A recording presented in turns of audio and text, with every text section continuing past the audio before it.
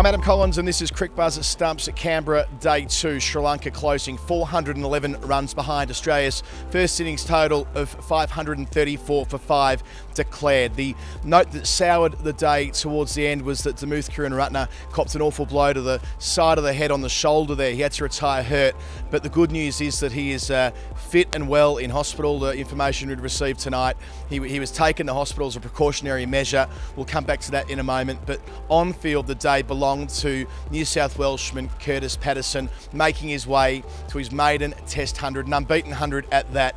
It was his second Test match here in Canberra after making a solid start last week in Brisbane, but pushed on today. They lost Joe Burns early on 180, adding just 8 runs to his overnight total of 172. Patterson was joined by the captain Tim Paine, and they really were in cruise control. Patterson brought up his ton in the middle session with a lovely push through extra cover, came back for the third run, a huge smile on his face. Not long after that, actually, Tim Paine elected to call him in and declare when he was on 45. Some questions were asked as to why he would declare when they were going so well. Paine missing the chance for that personal milestone, maybe even pushing on towards a century of his own, but it was all about Patterson. And as he said after play today, the relief in making 100 at the second time of asking was truly a dream come true for him, something he's been thinking about since he was a little boy. Here was Australia's new centurion Kurtis Patterson talking after play.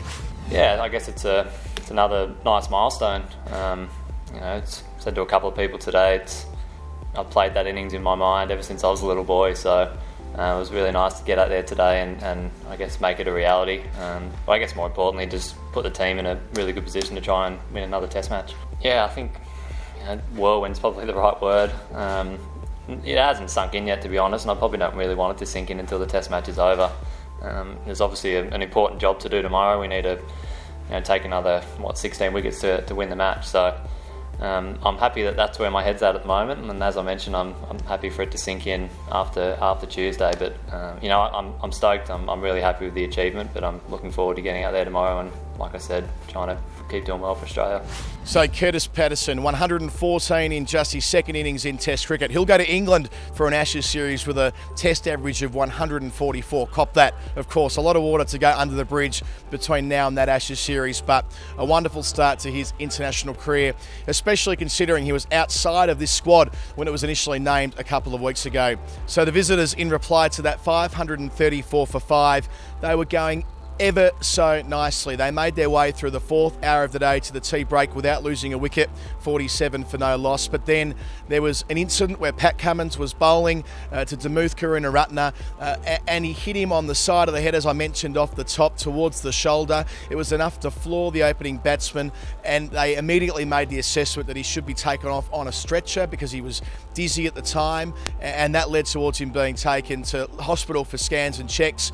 As I mentioned, he's all clear, so hopefully he'll be able to bat tomorrow, but at the very least, he's not in any serious trouble. But that was the catalyst. After making their way to 90 without loss, they lost 3 wickets in the space of 30 runs. They weren't the most flattering dismissals either. Nathan Lyon taking the edge through a Mania ball. He didn't necessarily need to play out. In saying that, Lyon did bowl outstandingly from the moment he was brought into the attack. Mendes copped an absolute beauty from Patrick Cummins. Cummins was the man who felled Karunaratne. He managed to keep it together. There was this moment when he did look like he was anguished to an extent, given all the history with head blows and fast bowlers and so on. You can understand that, but a couple of overs later, he bent back Mendes' off stump with a true peach of a delivery. And then Mitchell Starc, who didn't have the best first spell, of course, coming into this fixture under a suitable amount of pressure after not bowling particularly well this summer. He bowled a short ball to the captain, Chandimal. He tried to hook it, he tried to leave it. In the end, he only succeeded in parrying it through to the wicketkeeper.